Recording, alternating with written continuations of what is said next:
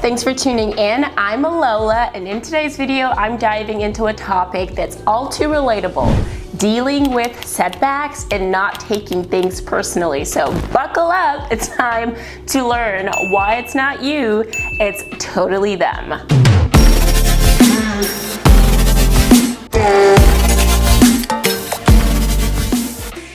So picture this, you're out and about, minding your own business, being your fabulous self, spreading love and joy or whatever, and then boom, somebody comes along and decides to ruin your day. I mean, can you believe it? When it happens, you're shocked, but then in your mind, you're like, excuse me, who do you think you are? But hold up, before we get all worked up, let's take a step back and chit chat about how we're gonna deal with these kinds of incidents moving forward. How we're gonna deal with it as grown up, self-aware, bougie human beings that we certainly are. When we experience, certain outcomes predicated by something someone did, something they said, or a decision that was made that negatively impacts us. As humans, there are two natural responses that we display. The first one is our defense mechanisms rev right up and we want to protect our ego. We're like all sassy and whatever. And on the other side, we internalize it and think, it may be because of me, because of something I did, something I said. See these two versions? They used to be me, depending on the situation, the context, or even the source of the setback. But over the years, I have learned how to adopt a mindset that practically liberates me from taking other people's shit personally. And I'm gonna be sharing 4 points to the effect of this. Point number 1, biases. Don't we just love biases?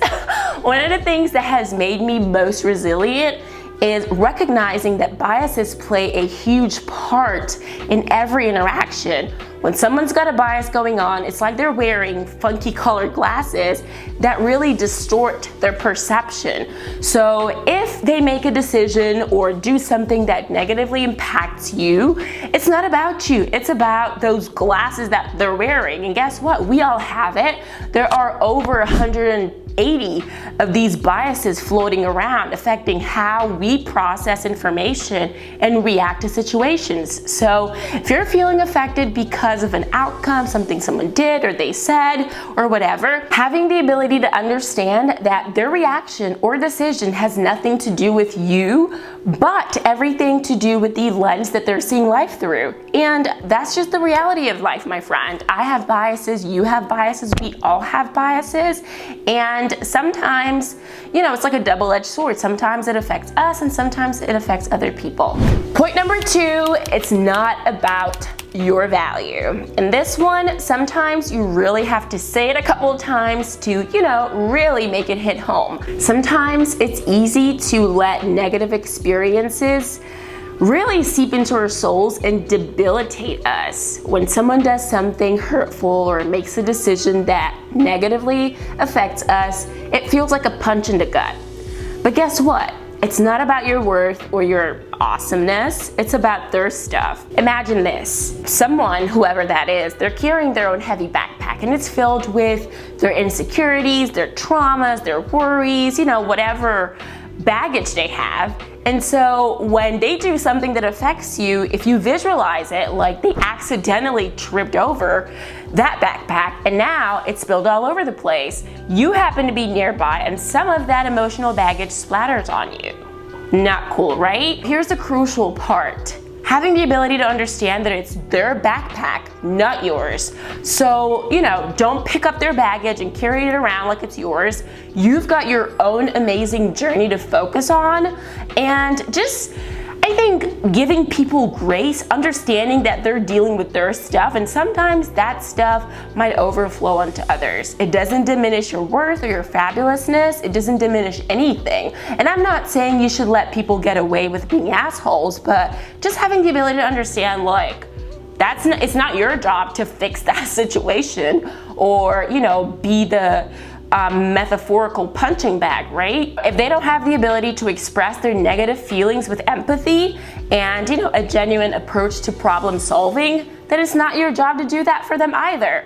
We all deserve kindness and respect and all the good stuff without assimilating someone else's grievances and imprinting it on our souls and carrying it around like baggage the entire day. And that has really helped me, you know, not allowing people's actions to ruin my entire day, because that baggage is not mine to carry.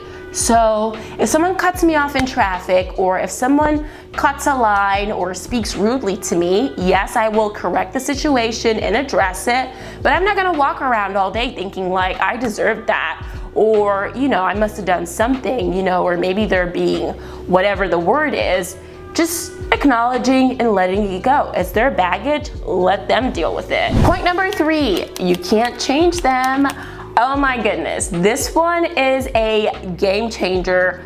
How many times have we tried to change someone's mind, someone's attitude, or someone's beliefs? Guilty as charged. If I had 1,000 hands, I would raise them up, because I am so guilty of this. We think that we have the magic wand of persuasion, but guess what? We don't. And trust me, it's perfectly okay. The liberating truth is you can't change people, and you shouldn't even try. It's like trying to teach a cat how to do algebra. Impossible and utterly exhausting. People have their own perspectives on life, and it is shaped by their experiences, their beliefs, and everything in between. It's like, you know, each person has their own personalized Instagram filter, and you can't tweak it, you can change it, you can't do anything about it. So it's best to save your energy for things that matter, like, you know, living your best unbothered life. One thing I've realized is some people will have opinions or act in ways that you may not agree with, and that's when you're really gonna remind yourself of the serenity prayer, like, grant me the serenity to accept the things that I cannot change. You know, embrace it. Instead of trying to change people, focus on embracing who you are and redirect your focus to people and things that uplift you and things that, you know, set your soul on fire. The good kind, not the negative type of fire. Point number 4, seeing setbacks differently. Okay, now this one might be the most difficult point of all, because I feel like sometimes when you're having a bad day, when you're in a bad mood, there's nothing that can help. Imagine life as a roller coaster ride. I hate roller coaster rides, but we're gonna go with this example. You know, there's highs and lows and whatever, and you will experience bumps on the road, you know, those setbacks. But here's the thing, setbacks are not the end of the world. They're simply pit stops, right? I feel like nobody has a perfect life. Like, even, you know, the wealthiest people in life, or the most successful people, even celebrities, whatever, everybody has their own share of issues. Maybe you didn't get the job you wanted, or your dream project hit a snag. I know lately, just so many curveballs have been hitting people left, right? And it's natural to feel disappointed and question yourself. But hey, slow down. Let's try to remember that whatever happens, sometimes it's not in your control. It's not a reflection of your ability or your self-worth, right? So what helps is, you know, shift your perspective. Embrace setbacks as, you know, valuable lessons on this crazy roller coaster ride, because they teach you how to handle adversity, they make you more adaptable, and they help you build resilience. That is one of the most heart-wrenching and just difficult lessons that I've had to learn. I didn't wake up one day thinking, oh gosh, I want to be resilient. Like, nobody wakes up wanting to be resilient, but you're able to be that way because of how you've been able to handle the setbacks that have come your way in life. So the next time life serves you with a bull platter, take a deep breath and remind yourself that you're a powerhouse. Remember, every setback is a chance to level up and become an even more fabulous version of yourself. And there you have it, folks.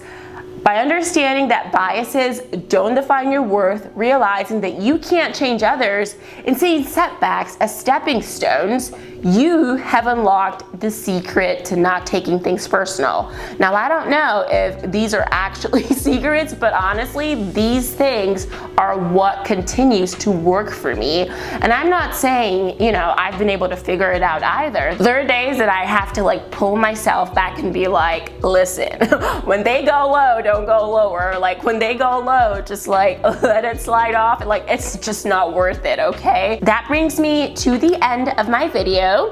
I have been getting a lot of new faces around here. More views, more subscribers. It's a fairly new channel, so I welcome everyone. Whether you agree with my viewpoints or not, you can always leave a comment. I want to hear other people's perspectives, and you know, let's have a chit chat. If you enjoyed this video, leave a thumbs up, and if you want to see more videos like this, don't forget to click the subscribe button, and I will see you in my next video. Bye!